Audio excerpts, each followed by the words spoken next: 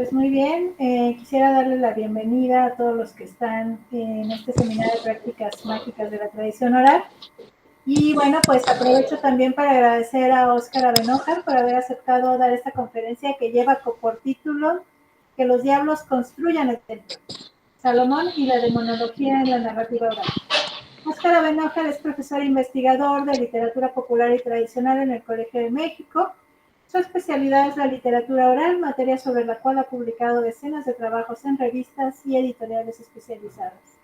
Durante los últimos 20 años ha desarrollado su labor académica en universidades y centros de enseñanza e investigación de España, Francia, Hungría, Argelia, China, Corea del Sur, Malta y México, que es ahora donde desempeña toda su actividad de investigación y trabajo de campo. Seguramente tendremos mucho que conversar al final de la presentación de Óscar y a los miembros del seminario. Quiero que vayan anotando sus preguntas, pues como saben, uno de los fines de este espacio es generar una discusión en torno a los términos, definiciones, temas y motivos que tratamos. Y bueno, también les recuerdo, por favor, apaguen los micrófonos y estaré yo al pendiente de si alzan la mano para poderle transmitir a Óscar, pues, sin interrumpirlo, sus participaciones. Este es un buen espacio para participar, de manera que siéntanse en confianza. Y sin más, le cedo la palabra a Óscar. Adelante. Muchas gracias, Claudia. Es un honor y un placer volver a encontrarme aquí con ustedes. Y es un placer especial porque voy a hablar de una figura que es Salomón, que me ha interesado muchísimo. Me ha interesado y me ha fascinado porque cuando he tenido ocasión de hacer trabajo de campo, me he encontrado con que el Salomón que ha perdurado en la narrativa oral pues tiene muy poco que ver con la figura bíblica, ¿no?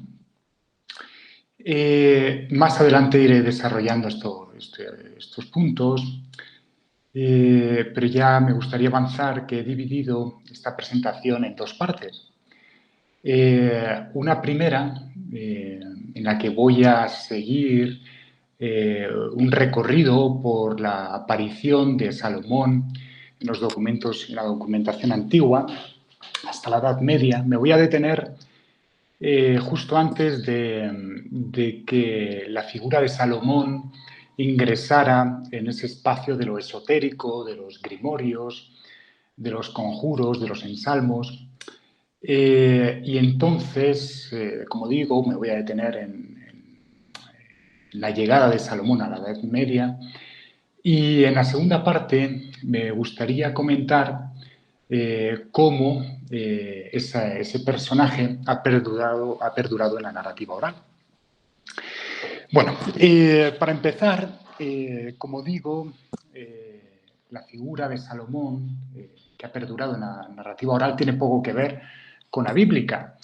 Y recordemos que los episodios más representativos en los que protagonizados por Salomón en la Biblia son pues la construcción del templo, ¿no?, de Jerusalén, que no pudo acometer su padre, ¿no?, David.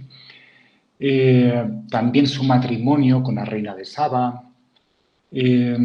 Otro episodio muy representativo, o quizá uno de los más representativos, es pues ese cambio que dio en la época de madurez, ¿no? Tenemos a un Salomón que era justo, que era sabio durante los primeros años de su reinado, y después en Reyes 11 se nos describe a un Salomón apóstata. Era un Salomón que se había casado con 700 mujeres y 300 concubinas. Y además, por si fuera poco, pues para complacer a esas concubinas y a esas esposas, pues comenzó a edificar templos en honor de divinidades extranjeras, como Astarot, Milcom, Maloc, en fin, varias divinidades abominables para los judíos, ¿no? Y, como digo, pues había casado con mujeres extranjeras de Moab, de Edom, de Sión, en fin, de otros reinos limítrofes de Israel. Y tenemos a un Salomón, pues, constructor de templos, pero de templos heréticos, ¿no? Y en la narrativa oral, en cambio, lo que tenemos es generalmente a un Salomón que dialoga con los animales, que es capaz de comprender el lenguaje de los animales y dialogar con ellos en varios cuentos. Tenemos a un Salomón que es capaz de comunicarse con los demonios, ¿no? Y de someterlos a su antojo. Y tenemos además a un rey que es, pues, que le caracteriza la desmesura sexual, y también, por otra parte, a un Salomón que protagoniza relatos de tipo muy misógino. Entonces, me ha interesado mucho, como digo, pues ese cambio, ¿no? Ese proceso, esa evolución del personaje, desde la figura bíblica hasta la narrativa oral. Bien, pues voy a emprender, como digo, un recorrido por algunos textos antiguos en los que aparece la figura de Salomón, los voy a comentar, y voy a dar una interpretación que podría justificar esa transformación del rey bíblico en el rey o en el personaje de los cuentos y de las leyendas. Bien, una de las apariciones más antiguas de Salomón es el personaje de su aparición en el Gittin. El Gittin es un texto judío de la tradición rabínica que está inserto en la Mishnah. La Mishnah está dentro del Talmud babilónico, ¿no? Es decir, se puede datar ese texto en torno al siglo VI antes de Cristo. Y en él aparece ya un Salomón muy curioso. Se dice en el apartado 68a que Salomón sometió a los demonios de los dos sexos, machos y hembra, para construir el templo de Jerusalén, para convertir lo que era el tabernáculo itinerante en el templo ya de Jerusalén. Entonces convocó a todos los demonios y bueno, todos participaron en la obra, pero no se presentó el rey de los demonios, que era Asmodeo. Así que Salomón preguntó a los demás demonios dónde diablos estaba Asmodeo, y entonces le dijeron que estaba en la montaña.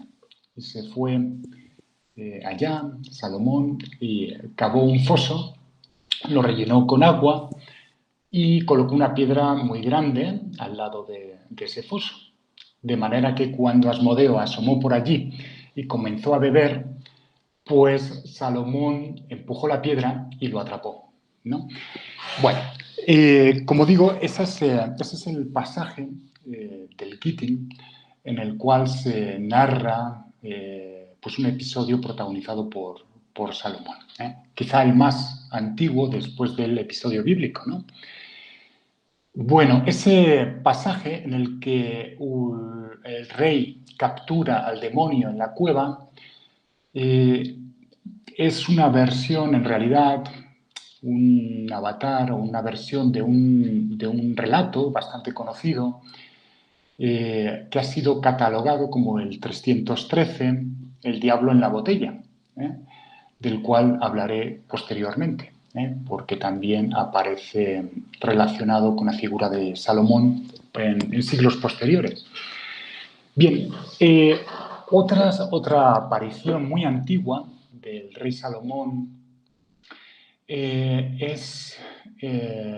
rey Salomón aparece también en fecha antigua en dos documentos que se encuentran a caballo entre el siglo I y II de nuestra era.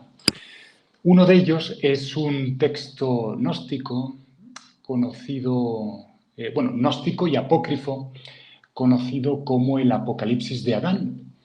Y en él se hace una referencia muy breve a Salomón y se dice que este personaje pues tenía un harem, como ya sabemos, un gineceo, y de allí se escapó una doncella, una virgen.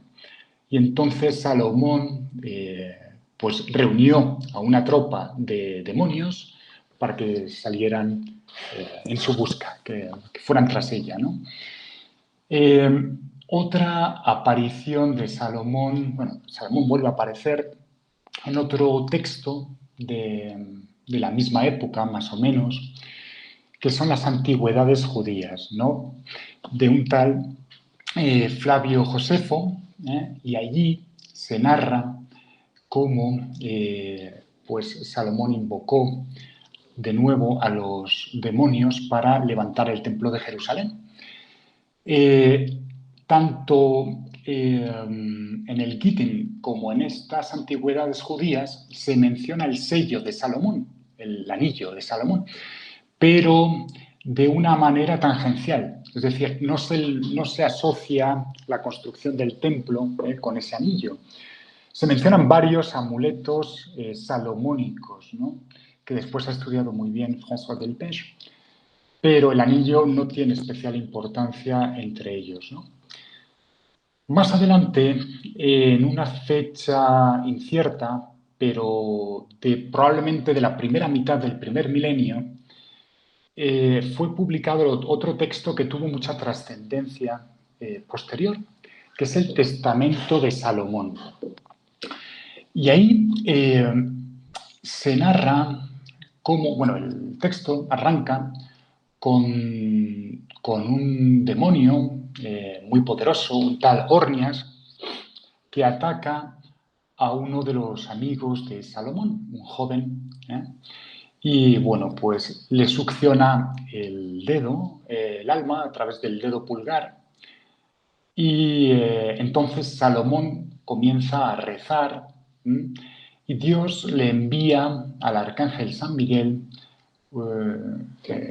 le envía con el arcángel San Miguel el famoso anillo, ¿no? Cuando Salomón lo recibe, se lo entrega al muchacho, a su amigo, para que se deshaga del demonio. Y posteriormente utiliza ese anillo para convocar a todos los demonios y construir el templo. Este testamento de Salomón es un texto bastante más complejo porque se basa efectivamente, lo más probable es que se basara en la tradición oral, en leyendas que circularían oralmente, pero después tiene un desarrollo erudito, un poco diferente de los demás textos que he mencionado. Entonces, esta es la primera fase. No es que fuera exactamente, no es que haya que dividir esta evolución en fases, pero quizá sea un poco más, podamos observar un poco mejor la evolución de este personaje si dividimos su evolución en tres fases. Bueno, pues en esta primera tenemos a un Salomón muy curioso, que es, según la Biblia y otros textos, es un constructor, es un héroe que construye el templo de Jerusalén, pero no solamente el templo de Jerusalén. Como he mencionado, también construye templos a Astarot, a Milcom, a Maloc, en fin, a muchas divinidades locales. Y también se menciona que construyó numerosos palacios en Jerusalén. Entonces, este personaje encaja más o menos en la órbita, no, más o menos no, perfectamente en la órbita de héroes constructores que se caracterizan muchas veces por tener un pacto con divinidades tónicas del inframundo, generalmente demonios, para construir o para edificar ciertas construcciones. Y seguramente todos ustedes habrán escuchado algún relato de este tipo, porque son muy frecuentes los relatos acerca de héroes o personajes que hacen un pacto con el diablo para construir un puente o un acueducto o para hacer unos canales. Y entonces estos héroes, pues lo que pactan es que el diablo tendrá que construir el puente o el acueducto en cuestión en una sola noche. Y si lo consigue, se quedará con su alma, el alma del héroe, ¿no? Del protagonista. Y si no lo consigue, pues no. Entonces llega el momento en que el diablo comienza a construir esos puentes, o el puente, convoca a todos los demonios y todos se ponen manos a la obra a construir, pero justo cuando queda la última piedra por colocar, sale el primer rayo del sol, amanece y queda construido el puente, pero el diablo no puede atrapar el alma del protagonista. Relatos así hay muchos, ¿no? Hay muchos puentes del diablo distribuidos por prácticamente todo el mundo, ¿no? Se dice en una geografía que me es muy familiar, se dice, por ejemplo, del acueducto de Segovia, ¿no? Incluso hay gente que te muestra la piedra que no colocó el diablo. Bueno, en fin. Estos héroes constructores que, como Salomón, hacen pactos o utilizan a los demonios para construir, se caracterizan también por la desmesura sexual. Entonces, pues es en aquella primera etapa antigua de esta figura, ¿no?, de Salomón, pues hay varios episodios en los que se hace alusión a esa desmesura, ¿no? Recordemos esas 700 esposas, 300 concubinas que se mencionan en la Biblia. De hecho, se dice que en Reyes 11 se dice que Dios lo castigó porque, en fin, su furor sexual lo hizo olvidarse de la devoción, ¿no? Recordemos también aquel pasaje del Apocalipsis de Adán en que Salomón convoca a todos los demonios porque se le había escapado una doncella.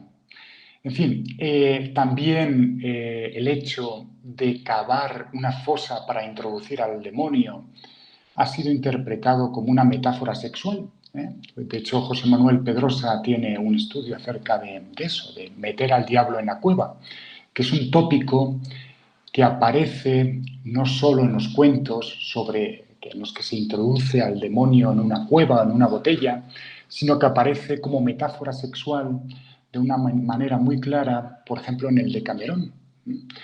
Bueno, entonces tenemos en una primera etapa en la cual Salomón es un constructor, un héroe de tipo constructor. Estoy utilizando una terminología antropológica, ¿no?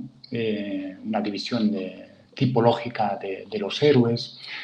Es un héroe constructor, es un héroe que atrapa al rey de los demonios, es un rey que es capaz de comunicarse con los demonios, de utilizarlos para edificar, y es un personaje al cual le caracteriza la desmesura sexual.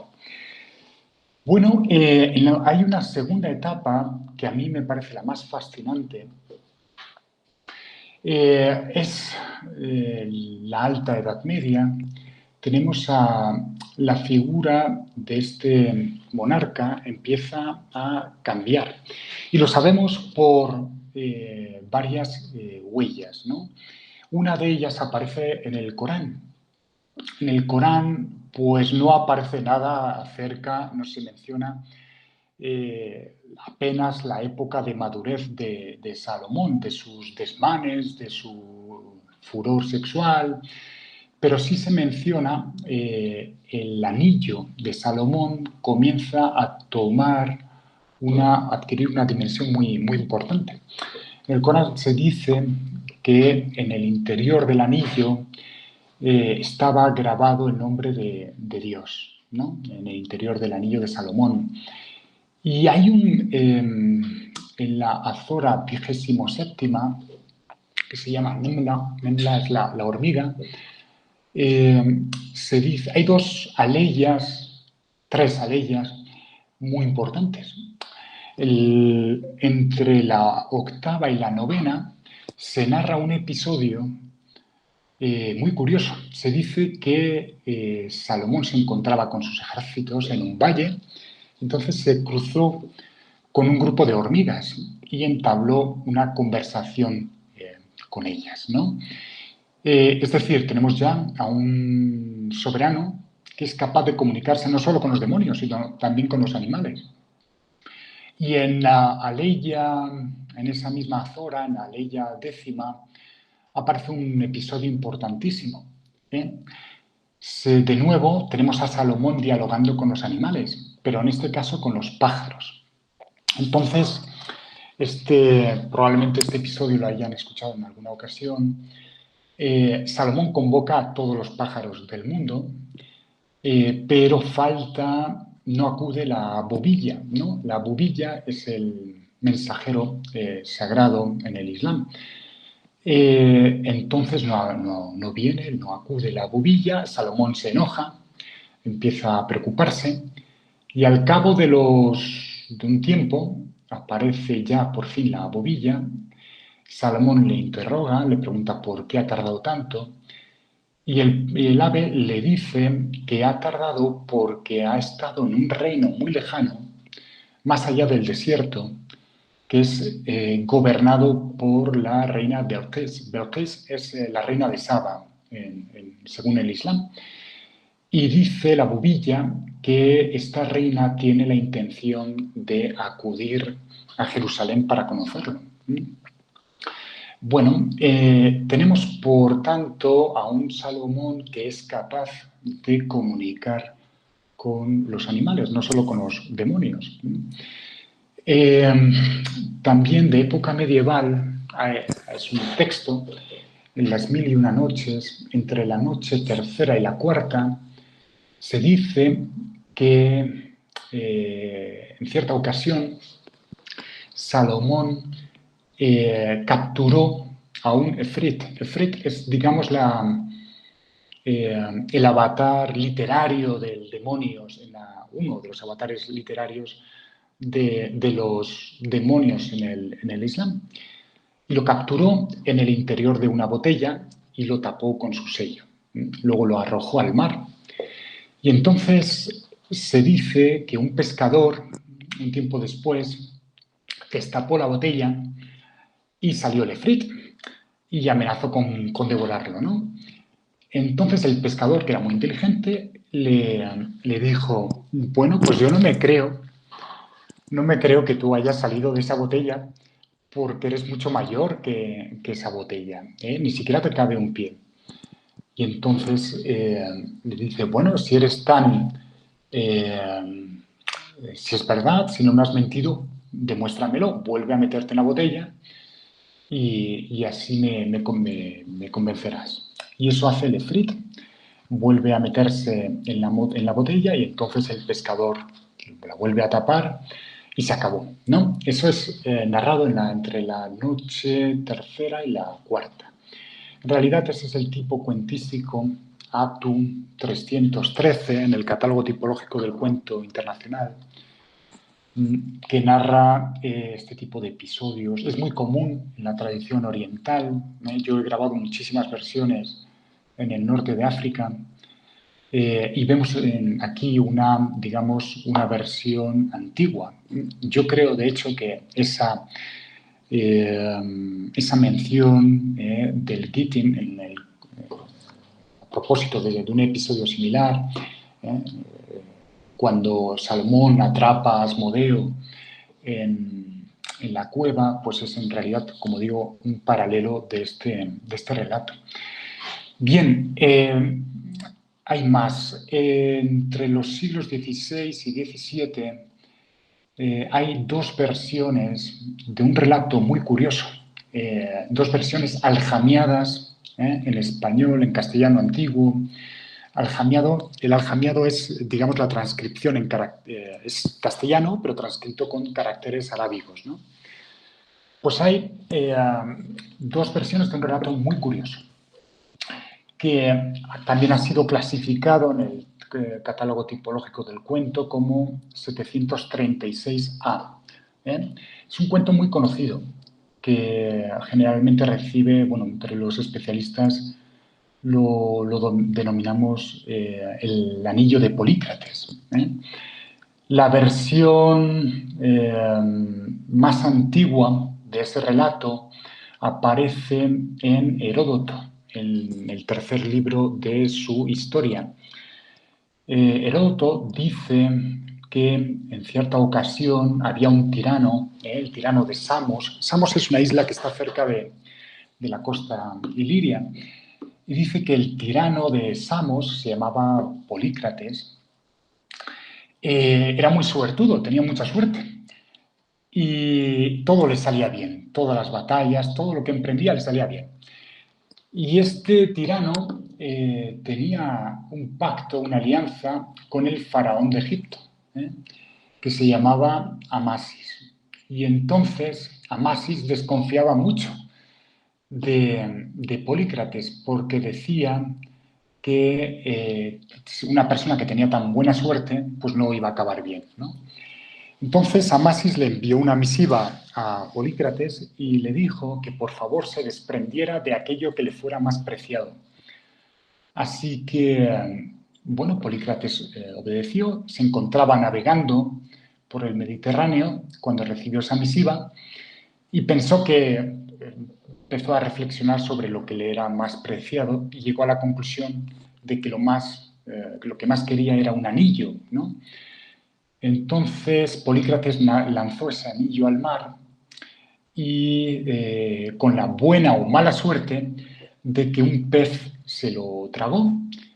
Y entonces, un tiempo después, un pescador atrapó ese pez y quiso complacer a su soberano, se lo entregó a Polícrates con tan buena o mala suerte de que Polícrates pues halló de nuevo, de vuelta ese anillo.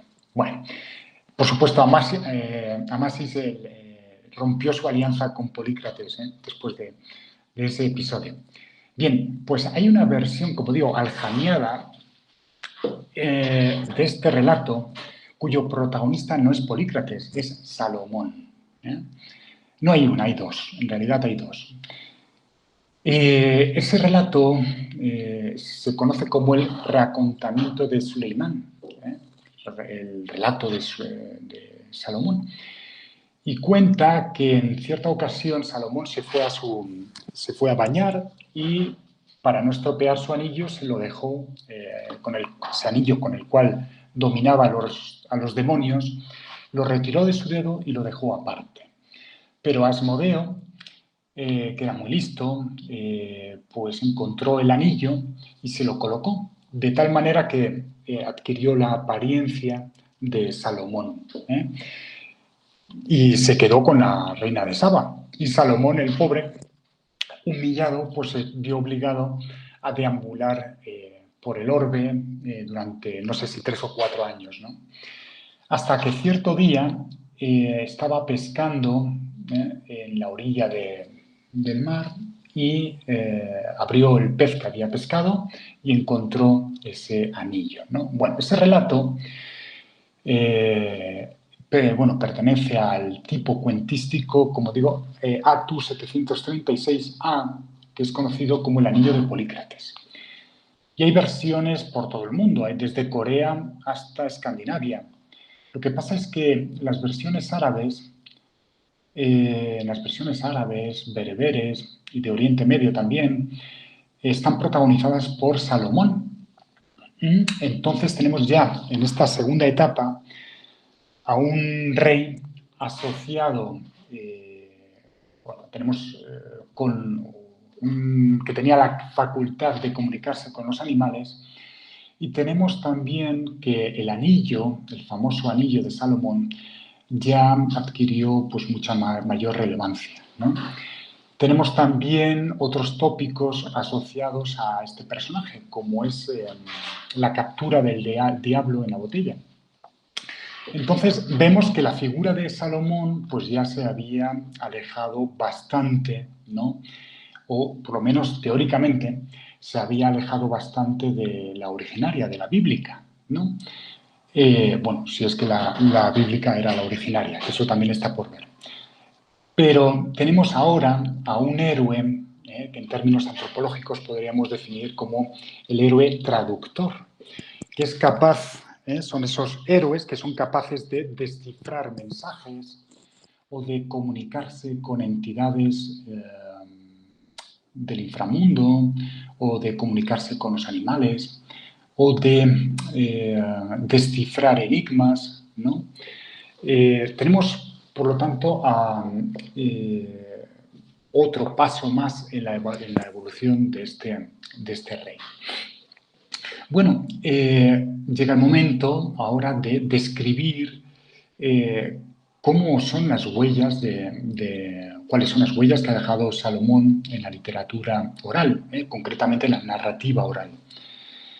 Bueno, como dije al principio, muchos cuentos narran de corte misógino, están protagonizados precisamente por Salomón. Esto es algo curioso. Voy a mencionar algunos, pero antes ya adelanto que Salomón aparece en cuentos en los que dialoga con los animales, en otros relatos acerca de la construcción del templo de Jerusalén y del uso de los demonios para tal efecto. Y también abundan mucho los relatos acerca de Salomón, de un personaje que es capaz de dialogar con los animales. Bueno, uno de los más habituales, que ha dejado, por cierto, una huella en el territorio mexicano, si echan un vistazo al catálogo, al Index of Mexican Folktales de Stanley Road, verán que los tipos, mejor dicho, 207 y 670 son muy similares. En realidad son prácticamente el mismo cuento. En México se han contado como si estuvieran protagonizados por Salomón. Y eso es algo frecuente también en la tradición oriental, también en la del norte de África. Bueno, ¿qué narra ese cuento 670? Pues como digo, es un cuento de corte muy misógino. Dice que en cierta ocasión Salomón estaba con una de sus esposas durmiendo y escuchó cómo estaban hablando el buey y el caballo en el establo. Y entonces el buey empezó a quejarse, empezó a decir que si su amo lo estaba explotando, que lo hacía trabajar mucho, que estaba muy cansado. Y el caballo, que quería pues ser amable, le dijo, pues lo que tienes que hacer es hacerte el enfermo. Tienes que recostarte y mañana cuando Salomón venga a ponerte las coyundas para hacerte arar, pues tú empiezas a quejarte y no comas nada de lo que te ponga el amo. Así él te dejará tranquilo. Y Salomón, efectivamente, al día siguiente llega al establo y, ¿qué creen? Pues no utiliza al buey, sino que agarra al caballo, le pone las coyundas y lo pone a arar a él. Por cierto, que tenemos de nuevo a este personaje arando, cavando surcos, ¿no? Como aparece en la tradición oral, ¿no? Es un héroe, a fin de cuentas, un héroe constructor. Bueno, entonces ese mismo día el caballo llega cansadísimo al establo y empieza a quejarse. Y Salomón se ríe, porque por lo que le ha hecho, le ha dado una buena lección al caballo. Y entonces su mujer se queda muy indignada porque no sabe de lo que se está riendo su marido. Y le pregunta, ¿de qué te ríes? Y Salomón le dice, si te lo digo, no te lo puedo decir, porque si te lo digo podría perder la vida. Y su esposa, pues, insiste mucho, ¿no? Hasta que consigue que Salomón le prometa que al día siguiente le contará que es capaz de entender el lenguaje de los animales. Bueno, entonces, al día siguiente, Salomón, de casualidad, escucha al gallo que está en el corral y está criticándolo, está criticando a su amo, está diciendo, mi amo no es hombre, porque yo tengo a mi servicio 10 o 20 gallinas y ninguna se me revela, ¿no? Entonces, Salomón, al escuchar eso, comprende que ha hecho el ridículo y al llegar a casa, pues le da una tunda a su mujer. Este cuento tan misógino, pues ha sido documentado, como digo, en México, creo que en Chihuahua, pero es muy común también en la tradición oriental y siempre protagonizado por Salomón. En cambio, en otras regiones de Europa, pues el protagonista no es Salomón, porque recordemos que esa facultad para hablar con los animales es característica de la tradición árabe, que llegó a la tradición hispánica, pues eso, en época medieval. Hay otro relato también muy curioso, que es, si no recuerdo mal, el Acto 823. Es un cuento de lo más curioso, es del tipo edípico, tiene un título larguísimo y no sé si lo voy a decir bien, pero creo que es algo así como madre muere del susto al enterarse de que ha estado a punto de acostarse con su propio hijo, o algo así. Si lo buscan, lo encontrarán, ¿no? Es, como digo, un relato muy curioso.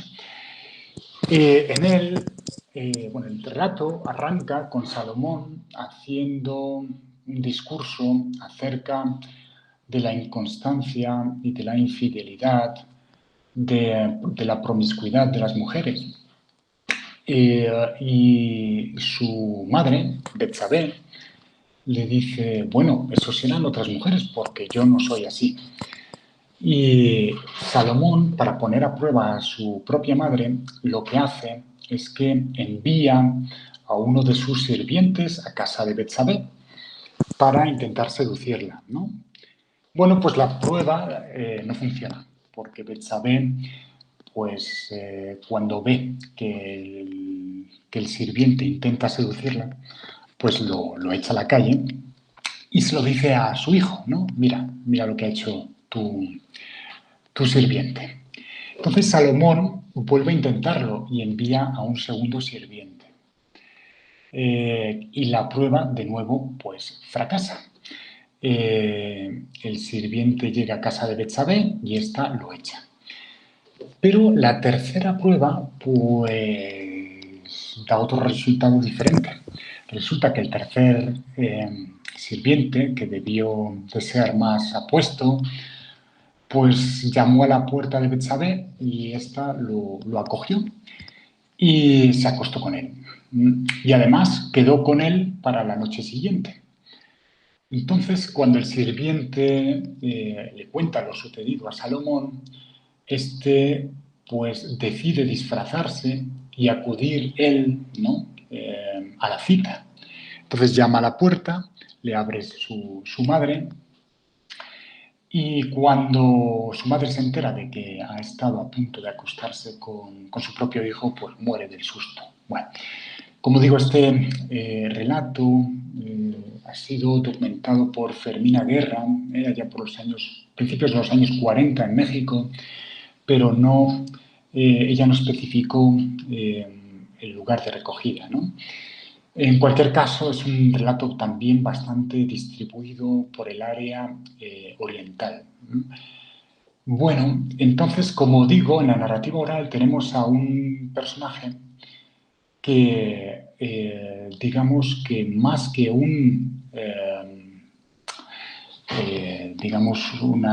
lo que le caracteriza no es la desmesura sexual, sino todo lo contrario, es una suerte de moralista, ¿no? Y es curioso porque la figura bíblica es justo lo contrario.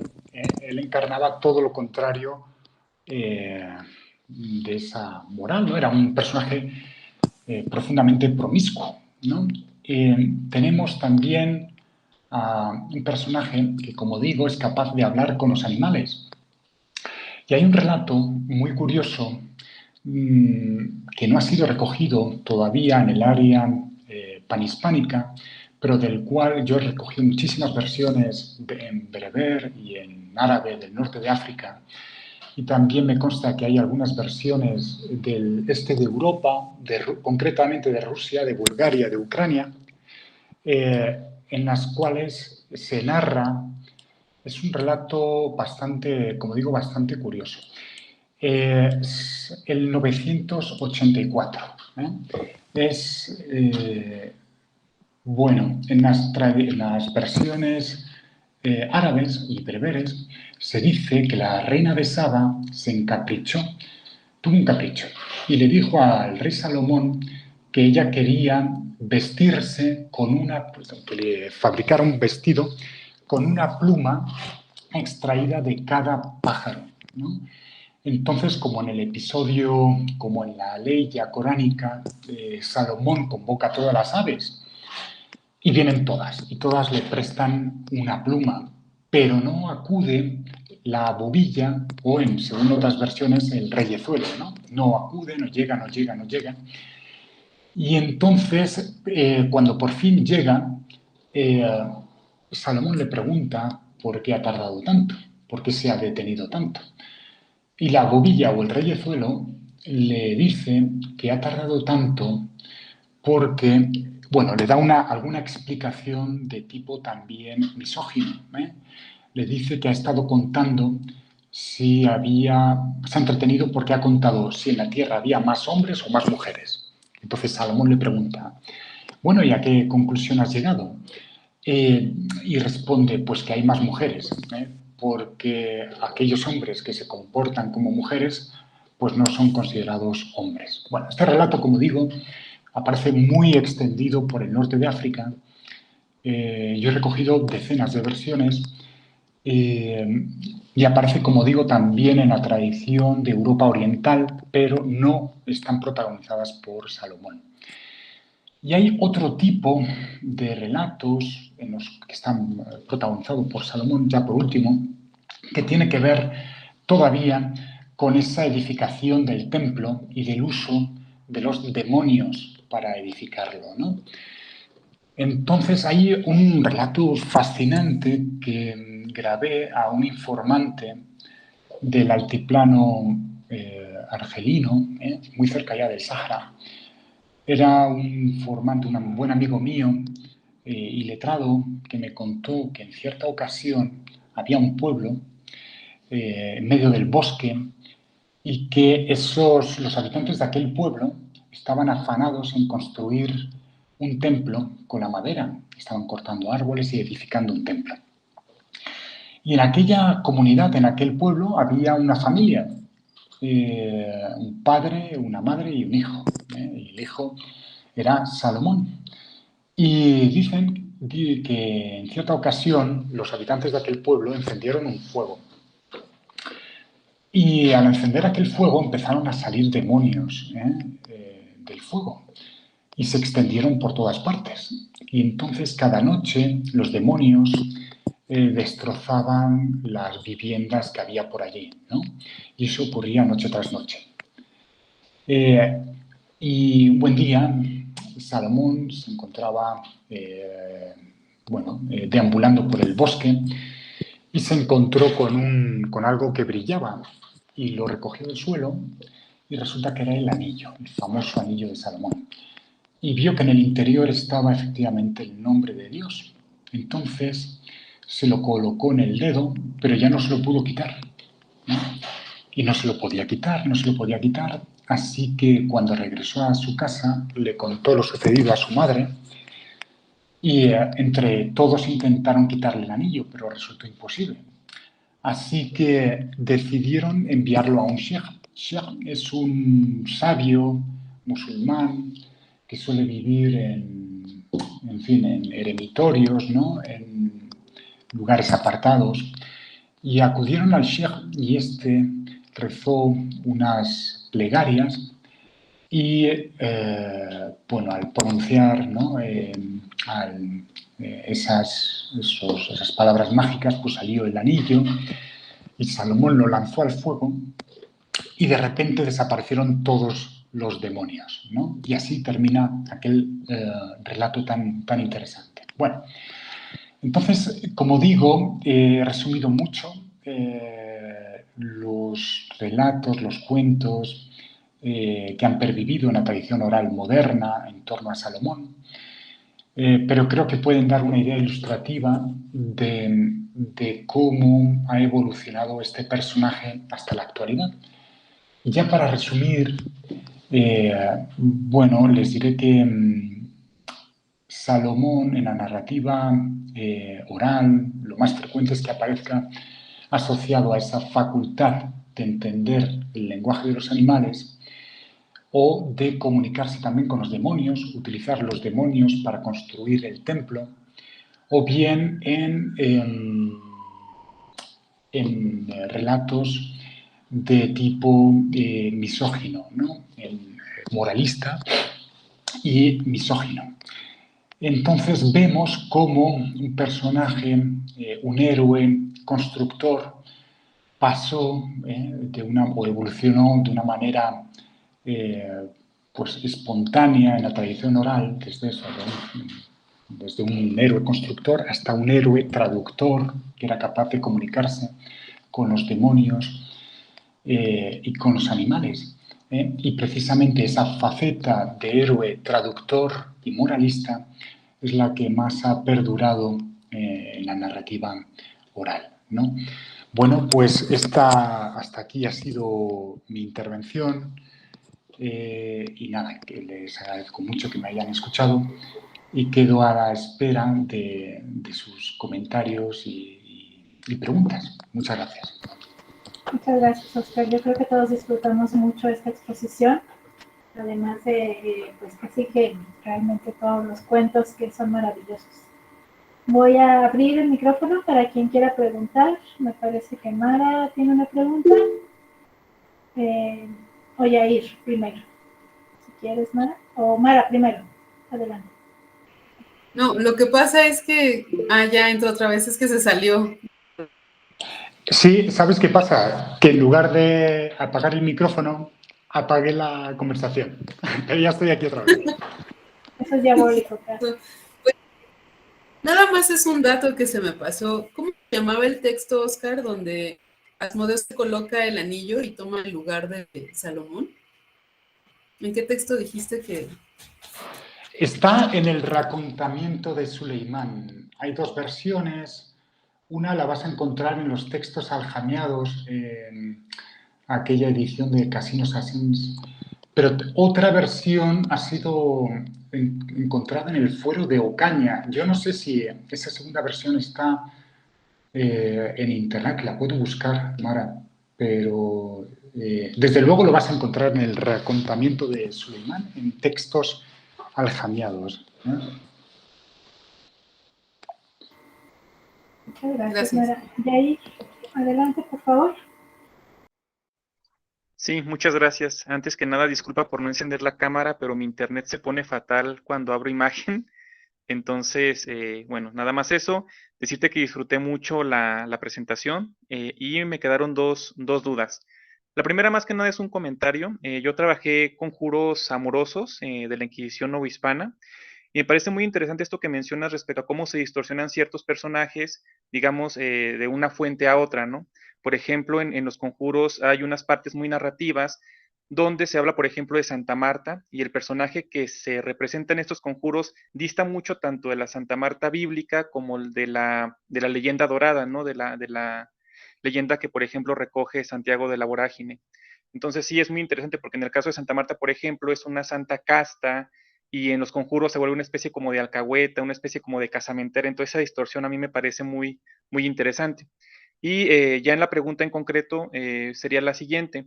Me llama mucho la atención cómo ciertos oficios, en este caso el de constructor, ¿no? Se relaciona, por ejemplo, con estos pactos demoníacos o con esta intervención diabólica. Y mi pregunta sería si hay alguna explicación respecto a eso. O sea, ¿por qué esa asociación de ciertos oficios con la intervención del diablo para poder llevarlos a cabo, para poder completarlo? Esa sería mi duda, Oscar. Gracias. Muchas gracias, Yair. Estoy completamente de acuerdo. Hay personajes que han cambiado muchísimo, otros no tanto, ¿no? San Cipriano, desde muy temprano, está asociado a este tipo de artes mágicas y demoníacas. En cuanto a tu pregunta, me parece que es la clave, ¿no? Voy a responder, me voy a limitar únicamente al oficio de constructor, ¿sí? Y voy a poner algún ejemplo más. No sé si han escuchado ustedes, yo he recogido varias versiones aquí en el DF, estuve grabando a una arquitecta que me contaba que las personas que trabajaban para ella no empezaban a construir ninguna obra si no hacían un tipo de sacrificio al diablo, o algún sacrificio. Les puedo enviar esa grabación que a mí me parece insólita. Se cuenta también del Estadio Azteca, se cuenta también, ella trabajó en el metro y por lo visto me contaba que de vez en cuando estaban trabajando en la obra, pues daban un empujón a alguno de los trabajadores, ¿no? Para teñir con sangre la construcción y que se levantara, ¿no? Que se sostuviera. Bueno, es un relato muy extendido por la tradición universal. Se cuenta en Grecia sobre el puente de Arta.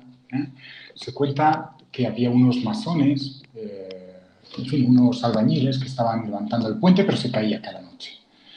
Entonces, lo que se les ocurrió fue sacrificar a la primera mujer que apareciera al día siguiente, ¿no? Y entonces apareció la mujer del maestro de obra y la sacrificaron. Entonces las potencias del inframundo, los demonios, las tuvieron contentas, ¿no? Satisfechas, habían comido bien y ya no se volvió a caer el puente de Arta. Pero se cuenta también del castillo de Deva en Transilvania. Yo grabé hay una balada, de hecho. Hay otra balada rumana sobre al monasterio de Arges, del mismo tipo. Son construcciones que no se tienen en pie hasta que se sacrifica a una víctima, ¿no? Generalmente a los demonios. Pero también se cuenta sobre la fortaleza de Kazán en Rusia, hay versiones en el Cáucaso, hay versiones en España también. En fin, es un rito bastante común. Y es que, en mi opinión, Jair, para responder a tu pregunta, el oficio de cantero, bueno, más que de cantero, de albañil y de constructor, tiene relación con dos cuestiones.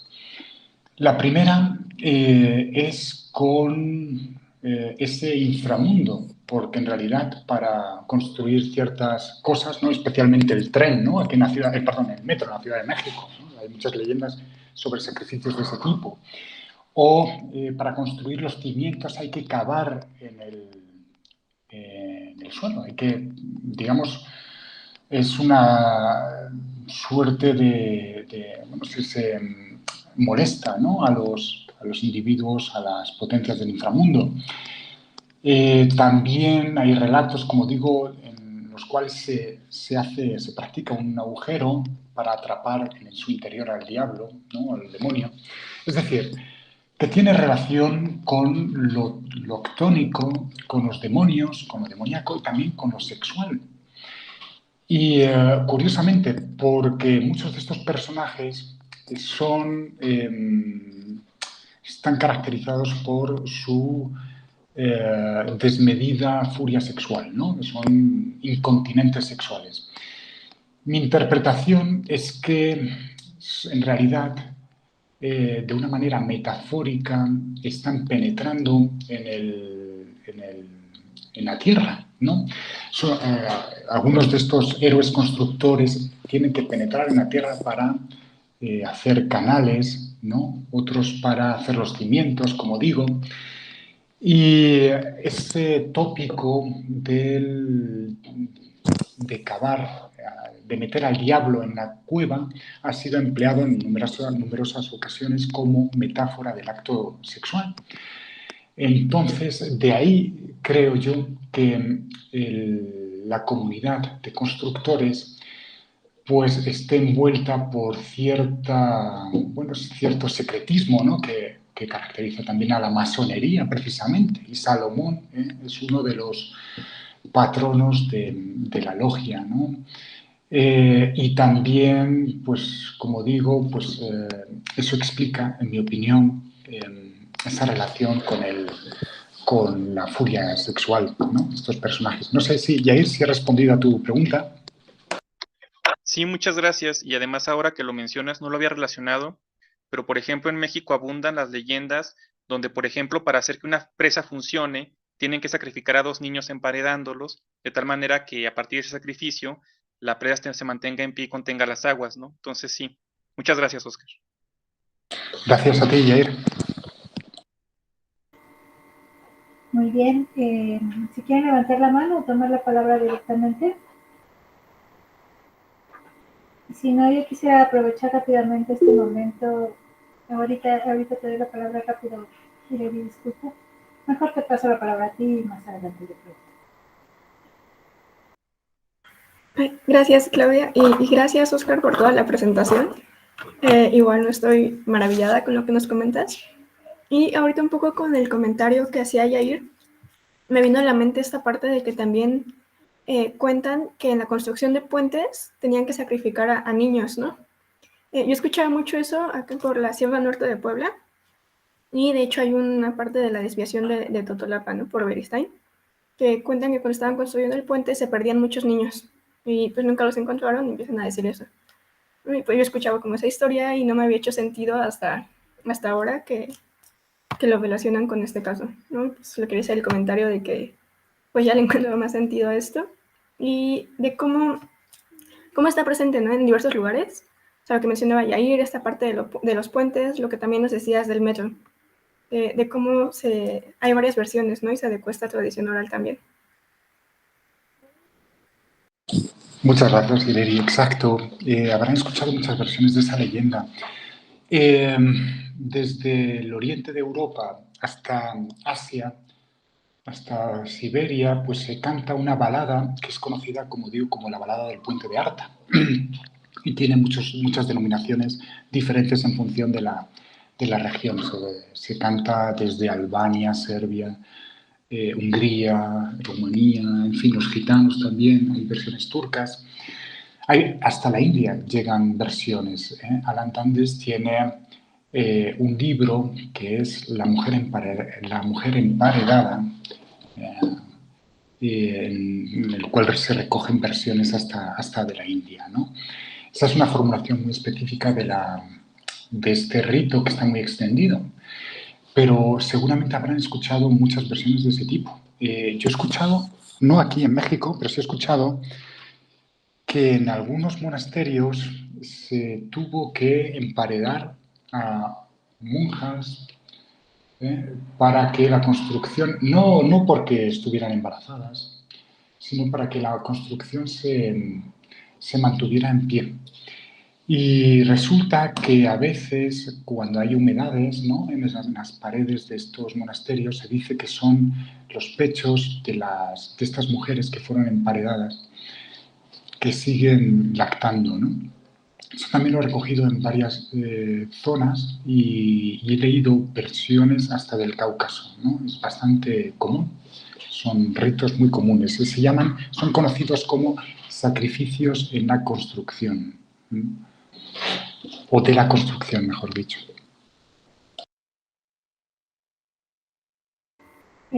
Carmen, adelante, por favor. Gracias, Claudia. Oscar, muchísimas gracias por la presentación. La verdad es que es muy interesante la figura de Salomón, sí, tienes toda la razón, es como queremos conocer más, ¿no? Y nada más para abonar un poco a esto que se ha comentado, de esta figura que has comentado de este Salomón constructor, incluso traductor. Bueno, otras formas de sacrificio, pues a veces son los animales, ¿no? Entonces, a veces el albañil o los albañiles pues buscan como que no queriendo la cosa, atrapar un gato, ¿no? O un perrito incluso vivo, ¿no? Esa es otra variante. Sí, se me eriza la piel. Ya no son no siempre niños o personas, pero sí algún animalito, ¿no? Entonces, y que es eso muy particular, que esté como en los cimientos o cercano a las paredes, ¿no? Eso es como otra cosa muy común que se sigue viendo, ¿no? Se sigue notando. Y lo otro que quería comentar, no sé qué es lo que tú opinas, seguramente has escuchado ya sobre los relatos del Teposteco, que es muy común en el centro de México. Este personaje que tiene un montón de relatos también, no solo en el norte de Morelos, sino también en el sur de la Ciudad de México. Y este personaje pues es constructor de una manera muy particular, ¿no? De atrapar a la gente y dejarlas hechas piedra, ¿no? Y así va como edificando o fundando pueblos. Otra forma como de construir. O bien levantar templos, eso también es interesante, ¿no? Con el teposteco. Y la otra similitud que yo le veo, un poco como de héroe traductor, pues es que eso, tienen la capacidad de hablar con ciertos animales para librarse, ¿no? También de aquellos que le intentan hacer algún mal o para conseguir caza, ¿no? Es decir, presas para darle de comer a sus abuelos. Entonces, bueno, no sé si has escuchado algo de esos relatos y si tú crees que en algún momento hay algunas similitudes, ¿no? Que se asemejan un poco con esta figura de Salomón, porque el teposteco es un héroe, finalmente sí es un héroe muy regional, pero con estas características que sí me recordaron mucho al Salomón que nos este doble Salomón que nos estás contando. No sé qué opinas. Pues muchas gracias, Carmen. Yo estoy de acuerdo contigo. Sí, que he escuchado esas, más que escucharlas, no he grabado ninguna versión, pero sí que he leído varias versiones sobre el teposteco. Yo creo, no sé si estoy en lo cierto, pero yo creo que este tipo de relatos, más que una relación directa, ¿no? Rectilínea entre Salomón y estos seres, yo creo más bien, pero esta es mi opinión, que todos estos seres pertenecen a un complejo narrativo universal y muy antiguo, ¿no? Muy antiguo. Entonces son como manifestaciones de algo pues muy extendido por todo el mundo.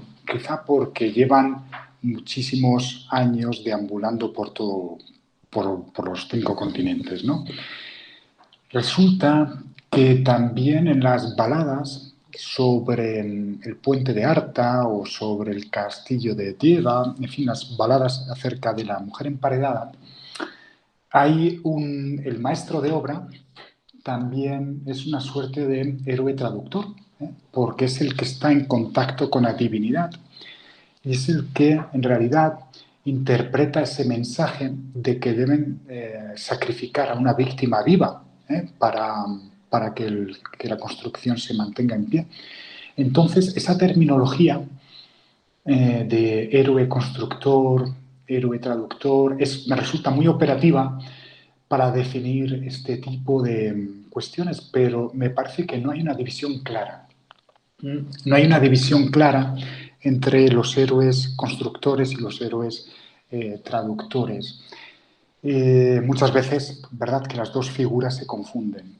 Me parece que es más claro en el caso de los antihéroes, de aquellos que intentan, en los chistes, por ejemplo, o interpretan mal un mensaje, o no saben hablar correctamente una lengua, ¿no? En ese caso, o no saben construir adecuadamente algo, pues en ese caso yo creo que sí que queda más clara la división entre un tipo de antihéroe y otro, ¿no?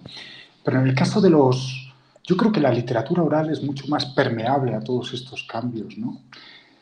No sé, no sabría decirte si en origen estos personajes como el Teposteco o Salomón, los héroes constructores de este tipo, también estaban impregnados de alguna manera de ese perfil de héroes traductores. No sabría contestar, pero me parece que es una cuestión para indagar, porque quizá efectivamente haya una filiación, ¿no?, entre los dos perfiles. No sé si he respondido, Carmen, o está. Sí, sí, gracias. La verdad es que creo que eso presta mucho para pensar, o sea, tan solo con la presencia en la figura de la tierra, ¿no? Que creo que es así, eso, ¿no? Como universal. Yo creo que todos los pueblos han desarrollado ideas acerca de meterte a la tierra y ponerle cosas, hacerle cambios a la tierra, ¿no? Y acá, seguramente igual ya lo conoces, pero entre los otomíes precisamente se piensa en la cueva como la vagina dentada. ¿no? Que es esto de penetrar al inframundo y que es una suerte también de esta analogía con el acto sexual, con el construir, la reproducción, etcétera, ¿no? Entonces sí, creo que da mucho para pensar. Yo creo que sí hay cierta cercanía entre ese héroe constructor y traductor, lo pienso así al menos para el mundo indígena, porque saber entrar a la tierra es saber hablar con esos personajes y eso solo lo puede hacer un gran traductor, ¿no? Entonces, no sé, me ayuda mucho a pensar estas ideas y sí, contestaste. Gracias. Gracias a ti, Carmen. No sé si se cuenta, yo todavía llevo poco tiempo aquí en México, todavía, bueno, estoy haciendo trabajo de campo, pero todavía no tengo mucho que aprender. En otras regiones del mundo sí que he recogido muchos relatos acerca de héroes constructores, de canales o de acueductos, ¿eh? Que en todas esas leyendas se cuentan que para que el personaje pueda casarse con la princesa, ¿no? Pues se le encomienda la tarea de llevar agua a un pueblo, ¿eh? Y para ello tiene que cavar o que construir un canal o un acueducto, ¿no? Y para ello muchas veces echa mano del demonio, ¿eh? Me lo contaron en la ciudad argelina de Tremezén, ¿eh? El héroe pues pacta con el demonio para casarse con la princesa y el demonio pues construye el acueducto que todavía se observa en Tremezén.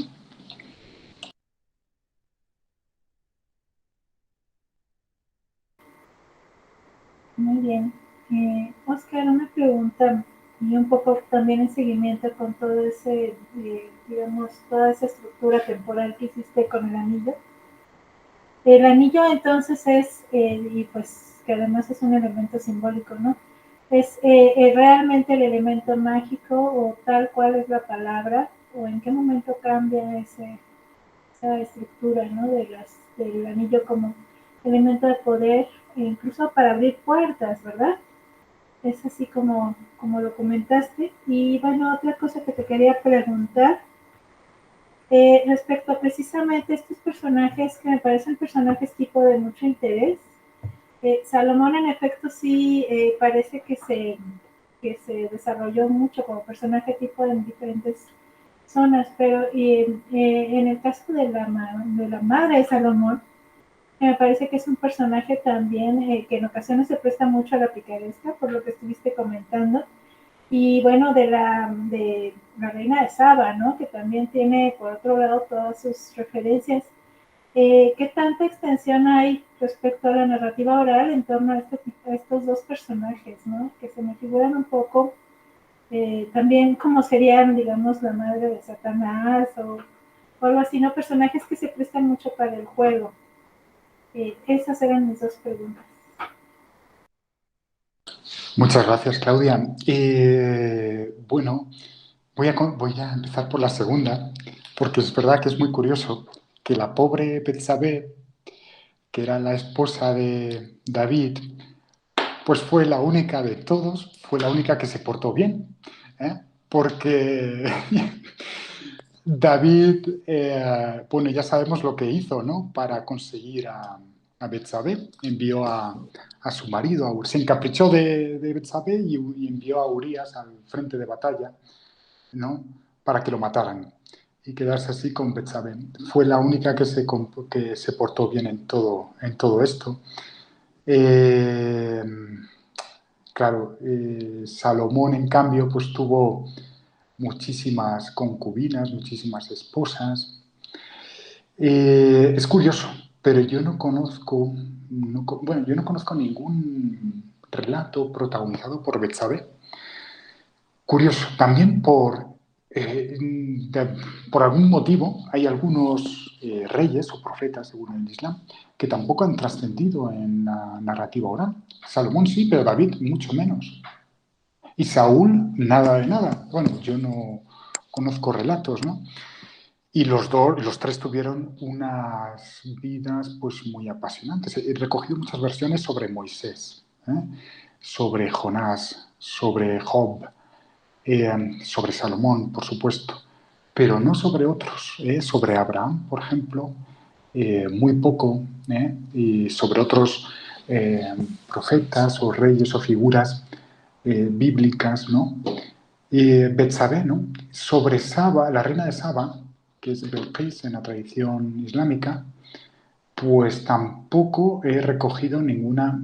Sí que me han mencionado en algunas versiones, pues este tipo 984 del palacio construido con, perdón, del vestido construido con las plumas de los pájaros, pero es un personaje secundario. Eso que es apasionante, ¿no? Pero no tiene, en la narrativa oral no tiene el recorrido que tiene Salomón, ¿eh? Yo creo que es por lo que tú dices que tuvo, bueno, la construcción del templo fue uno de los, la primera construcción del templo de Jerusalén fue uno de los episodios más relevantes para los, ¿no? Para los judíos y para los cristianos. Entonces, como tú dices, ¿en qué momento, a propósito del anillo, en qué momento el anillo cobró tanta relevancia? Bueno, se dice que es que todo ese esoterismo en torno al anillo de Salomón, ¿no? Y a la figura de Salomón deriva de la tradición islámica, porque en el Corán, efectivamente, ese anillo tiene una trascendencia que no tiene antes, ¿no? Pero yo no sé, no estoy convencido. En realidad, como decía en el Testamento de Salomón, ya se menciona que el rey usó ese anillo para someter a los demonios y construir el templo. Y en realidad no sabemos en qué momento el anillo cobró tanta relevancia. Tanto es así que, bueno, luego en época medieval y ya en el siglos posteriores, pues la importancia del anillo pues ha sido mucho mayor, ¿no? De ahí, no sé si van a cualquier mercado de la Ciudad de México, van a encontrar pues grimorios, ¿no? De las clavículas de Salomón, la llave pequeña de Salomón y, en fin, infinidad de conjuros para los cuales se utiliza el anillo, ¿no? No sé, de lo que estoy prácticamente seguro es de que ese esoterismo ligado al anillo y esa relevancia del anillo, pues son de época medieval, quizá bajo medieval, no anterior, ¿eh? Como digo, en la tradición islámica, pues lo que se menciona es ese episodio, más que islámica, en la tradición árabe y bereber, ese episodio de cómo Asmodeo recogió el anillo de Salomón y lo suplantó, ¿no? Entonces, Claudia, pues no sé, creo que no he respondido en este caso a la No pregunta, se ha pero es que... respondido porque además, siendo tradición, difícilmente no se puede hacer seguimiento, pero sí me gusta mucho la idea de hacer una búsqueda de las menciones, ¿no? Y por otro lado, ahorita que dijiste, pues Cecilia, a ver si tienes por ahí entre tus, digamos, colecciones, una imagen de la clavícula de Salomón. Y yo tenía otra pregunta además, digamos, bueno, con respecto a, bueno, en este caso más bien le voy a hablar un poco a Fernando, también anda por aquí, pero el asunto este que decías que les absorbe el alma a través de chuparle el dedo meñique o algo así, pero sí, ¿verdad? Se me hace tan de vampiros, Fernando. Muy bien. No sé si hay alguna explicación más, pero como fue un Sí, hecho más aislado. me han contado acá una informante de Puebla, me dijo creo que de Saltillo, ¿eh? Ah, mira, Me ahí está el contó. grimorio que tiene Cecilia, perdona. Ah, mira, La clavícula de Salomón, ¿no? sí. Y el ciprianillo. Uh-huh.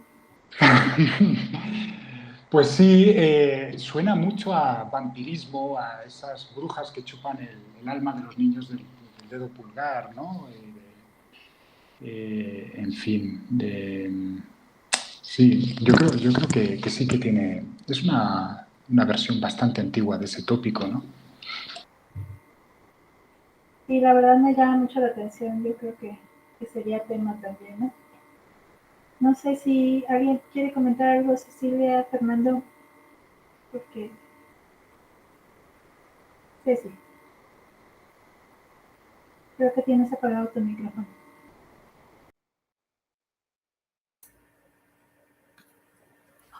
Hola, no, pues yo nada más felicitar a Oscar, súper interesante. Muchas gracias. Gracias a ti, Cecilia. Volvemos a vernos en cuadritos. Sí, en cuadritos. Pero por lo menos ya te conocí en persona. Sí. Muy bien, muchas gracias. Pues, si tienen más preguntas, oye, Oscar, antes de que me quede otra pregunta, algunas de estos textos, me imagino que tienes alguna publicación sobre el tema. ¿Nos lo puedes pasar si no es que ya nos lo pasaste para la bibliografía del seminario? Por favor. Porque sí, Pues la todavía verdad... no, creo que no. Ajá, adelante. Sí, creo que no he publicado ninguna versión de estos textos. Lo que les puedo enviar es el texto transcrito, la versión, esta versión tan interesante sobre, ¿no?, el Salomón, en cómo encuentra el anillo, ¿no?, perdido en el bosque. Esa sí que la he traducido y la he transcrito. Y que yo recuerdo, lo que sí he publicado, Claudia, es alguna versión del API 313, del diablo metido en la botella. Creo que creo que lo compartí con Mara, ¿verdad? Alguna de estas versiones. O sea, sí, pero no tengo ningún estudio específico sobre este asunto. Pero bueno, les puedo compartirlo, luego lo hablamos si quieres, Claudia. Muy bien, muchas gracias. Y también de este artículo, bueno, aprovechando, ¿verdad?, de Pepe, a lo mejor también para que sigamos con este tema que es tan apasionante, la verdad, y es que Salomón, en efecto, sí, es tan tradicional, y al mismo tiempo esta parte que tiene de mago, que nos interesaría mucho aquí a nosotros, ¿no? Muy bueno, curioso. sí, Sí, perdón. el pozo parece también una práctica mágica, ¿no? Además de... Después en el son arribeño, en algunos guapangos también, aparece como un rey moderado, un rey sabio, un rey justo, ¿no? Como, digamos, un hito de eso, cuando en realidad fue casi lo contrario, ¿no? Bueno, se portó bien en la durante su juventud, digamos. En fin, eso de las crisis de los 40. Muy bien, pues si no hay más preguntas, cerramos esta sesión. Les agradezco mucho a todos los que nos acompañaron el día de hoy y muchas gracias a ti, Oscar, por esta maravillosa conferencia. Y pues les recordamos que tenemos otra sesión en la primera semana de diciembre y quizá voy a cambiar lo del brindis de cierre de año para esa sesión, para no hacerlos venir 2 veces. Y sobre todo que festejemos, hagamos un ritual navideño como debe ser, todos juntos, para que el próximo año sea mucho mejor que este, para todos. Muchas gracias, Claudia. Gracias a todos. Hasta luego. Ceci, ¿te puedes quedar un minutito, por favor? Muchas gracias. Gracias. Gracias, bonita tarde. Oscar. Saludos a todos. Gracias. Gracias a todos. Gracias, Oscar. Déjenme terminar de grabar, que es lo que luego... aquí está. Hola, Ceci. Oye, perdón, Hola. que pensé que ibas a platicar un poco del Grimorio, pero por eso te llamé y luego me dio pena contigo.